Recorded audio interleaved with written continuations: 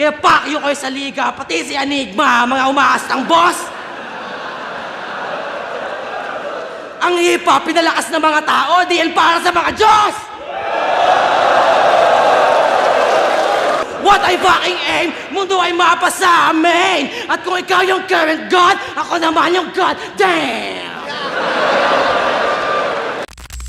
Yo, what's up mga tol? Ang mga solidong linya ni Vitro mula sa 2024 Isabuhay Tournament. Yan ang nakapaloob sa content natin ngayon. Pero bago yon, kung hindi ka pa nakasubscribe sa ating YouTube channel, ay iniimbitahan kita na mag-subscribe para maging updated sa mga susunod pa nating upload. Hindi man nakuha ni Vitro ang titulo para sa 2024 Isabuhay ay naging maganda pa rin naman ang takbo ng karera niya para sa buong torneo. Pangungupal na ginamitan ng talino, yan ang naging sandata niya sa bawat pagsalang. Tara at panoorin natin. Pag 3GS nagkupal, yak, Jejimon, ang dungis talaga. Pag si Bitrom kupal, ang sama, okay lang, pogi naman siya. Pag kayo lang gago, creepy, what the fuck, ang asim. Pag si Bitrom gago, oh my God, he's so bad, but maybe I can fix him. Papaawa ka pa? Pag sinabing Bisaya ka, titignan mong insulto? Hindi ba pwedeng Bisaya ka, Bisaya ka? Dapat proud ka, iho! Pag Bisaya ba, busabos, ang weird nito. Tignan mo nga yung katawan mo, para kang politiko!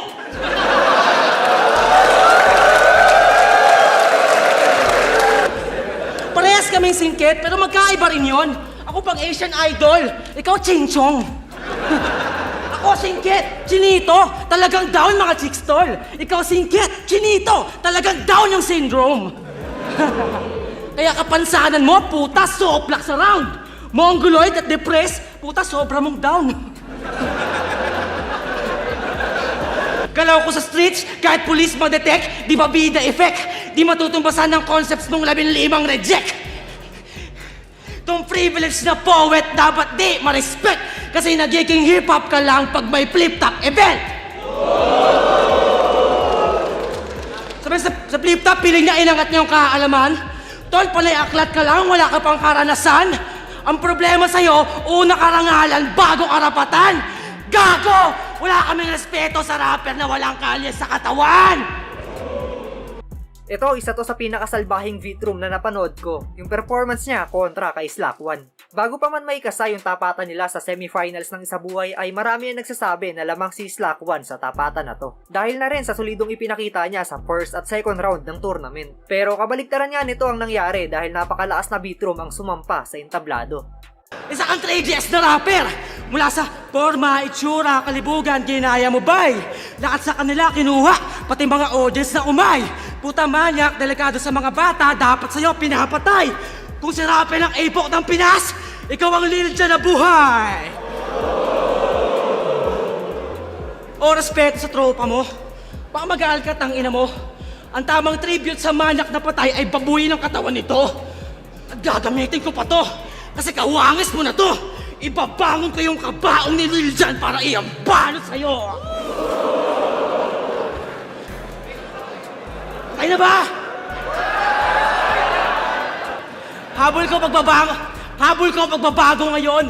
Ako ay insurgent! Kasi lipas na panahon ng kaharap ko na third gen!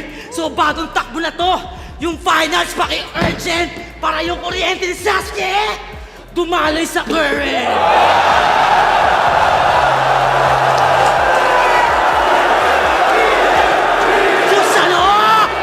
May kanta pa, get to make me do it, get to make you do what? Mga minor i-date? At proud kang sa wife mo, yung love mo ay fake? Sa mga bars mo, mga minors na babastos sa take? Ina-idol si Kendrick, pero galaw mo pang Drake! Kaya wak, wak, wak, wak, wak, kalibugan. Yang, natipuhan. Wap, wap, wap, wap, wap. Ano yun, slack? Fuck, fuck, fuck, fuck, kids, and you don't stop? Takin na ang sahol. Oplan bata patol. Ikaw rason ba't nag-rhyme yung idol sa nagmamay ng minor? Ano? Get to make me do it? Getuhan ba gusto mo ba? Pas binaboy kita ngayon, Ghetto Dog Style! O diba? Binaboy ko sa round 3. Pinakita ko kung paano, G! Talagang binababoy ko ang eksena para ako si Andrew E!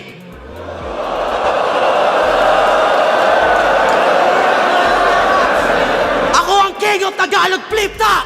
In the place to be! Di ka bagay dito, doon ka sa PSP! Liga ng mga WAC MC!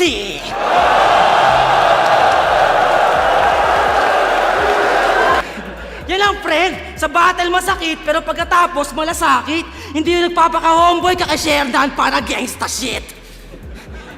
Takinan to, tuta sa grupo, wak ka na rapper. Sa asawa ayaw pa under, pero sa tropa may commander. Sa masamang utos ng samahan sinusunod para masabing gangster. Tangina mo, wala ang agrupo, ang meron ka mga master. Meron tayong lamat, alam ko manapak ang iyong pakay. Pero sa 3GS, huwag na samahan, huwag ka dyang masanay. Handog ko lang kaligtasan, kaya mga tropa mo nadamay. Sa mga peking kaibigan, isasalba ka ng totoo mong kaaway. Solid din yung mga punto at anggulo na napili ni Vit sa bakbakan nila ni GL sa Isabuhay Finals. Pinanghawakan na niya dito yung pagiging villain at bully niya sa entablado. Tapos ibang level din yung presensya at kumpiyansa sa bawat bitaw ng bara. At gaya nga ng sinabi ko kanina, kahit hindi niya nakuha yung kampyonato ay nagmarka pa rin yung pagtatanghal na inihain ni Vitrum para sa atin. Namulat ka't natuto sa ira ng hugot! Ako nabulag sa pandudurog ng reputasyong pinupulot. Sa kalye, sa battle, sa hip-hop, dyan ako mahubog. Ikaw para magsulat, pinipilit mong malungkot. Tangina. Sad boy!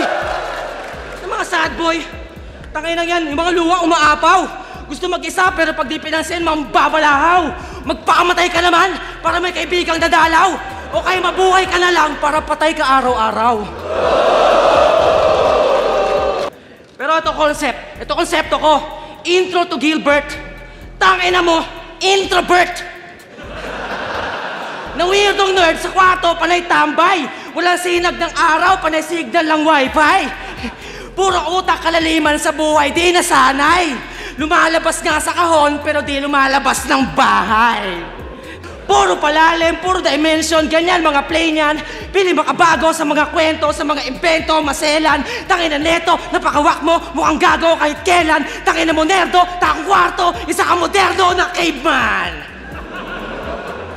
Ang ginagawa mo, nag-iisip ng taktika. Gusto pa mag-aktivista pero panay Twitter lang yung rally niya. Sa battle, panay jargon, ganyan nasasabi niya. Tangina, puro ka teorya, wala kang praktika. Ang kakupala kong taglay, di na sa finals magtatapos.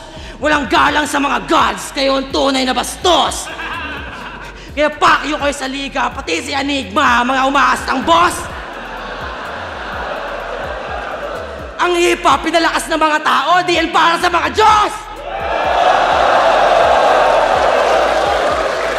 Fuck the gods and the kings na umaasta sa game.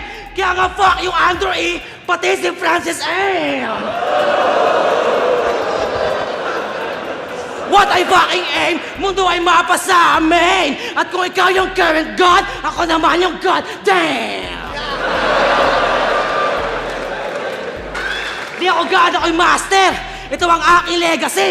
Fuck the gods, tangina mo, sa tao ang aking empathy.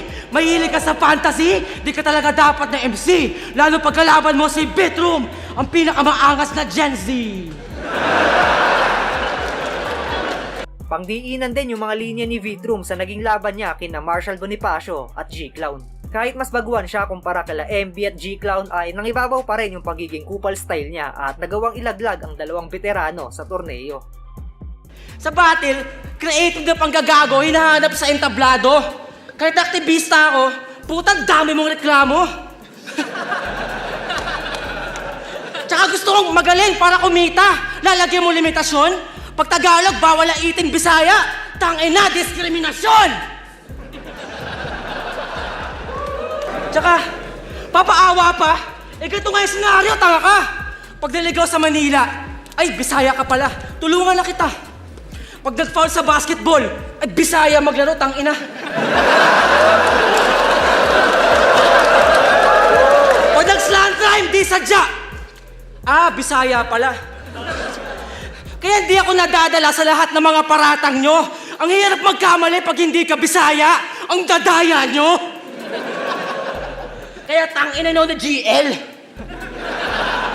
Parehas lang kayong kaumay. May nasasalba sa battle rap. Di nyo alam yun, bay. Puro kasi kayo mga nerdo. Di kayo nakikibagay. Niresist mo, sinasalba nyo. Sinasalba ko, buhay! Ibang MC nun, tinulungan ko sa depresyon. Di na para matakil. At dahil sa flip-top, naging tropa ko sila. Sana gets mo yan, brother. Ikaw pag may ayaw ka sa rapper, naghihintay ka pa ng battle. Ito lang problema, nireresolba, hindi inaanggel. Ikaw lang nagpatunay na sa liga, importante ang drama. Kung walang G-Clown, walang dinurog si Looney na nagpasaya sa akin ng bata. Kung walang G-Clown, di ka malalaman paano mambuli ng tama. Diba? Nakakasawa kung puro bars lang tayo lahat tapos mag-rap na puro talak ng paninindak. Ang sarap kaya lumaban ng mga rapper na totoong umiiyak. Tsaka hindi na para sa'yo ang battle rap. Tanga para sa'yo to. Kung wala ka, walang rookie na aangat. Hindi ako magkakaroon ng veteranong tatapaan ng sagad. Para sa'yo ang halimbawang dito para sa lahat. Yan ang ganap mo sa battle rap. Gumagana na palpak. Yung ibang MC nakaka-impress, kaya preparation nakaka-stress. Ikaw ang hirap mo kalaban kasi wala nakaka-interest. Tanginan to. Tapos, paulit-ulit mga angles namin, kaya nakakainis. Puro iyakin na lang. Tangina, pati kalaban mo na dedepress. Pati kalaban mo na dedepress. Sorry, nadala ako ng emosyon. Sorry na, men. Pero nadali mo ako doon. Solid ka din. Pag si G-Clown umiyak, yung laban, corny namin. Pag si Beatroom umiyak, ang pogi pa rin. Magsikap ka! Huwag puro dasal pag gipit na! O kung tanga ka, magpasulat ka! Nakatulong ka pang kumita. Kasi ako, may ghostwriter. Yeah! Bubunyag ko sa liga! Tangina ako yung bagong kwentong sinusulat ni Aligba! At ayan niya, mga solido at epektibong bara ni Vitroom para sa 2024 Isa Buhay Tournament. Kayo mga tol, anong linya ni Vit ang pinaka nagustuhan nyo? At bumilib din ba kayo sa kakaibang estilo niya sa pakikipag-battle? I-comment nyo na yun sa ibaba at babasahin natin lahat yan. At hanggang dito na lang yung video natin ngayon. Salamat palagi sa walang sawang pagsuporta.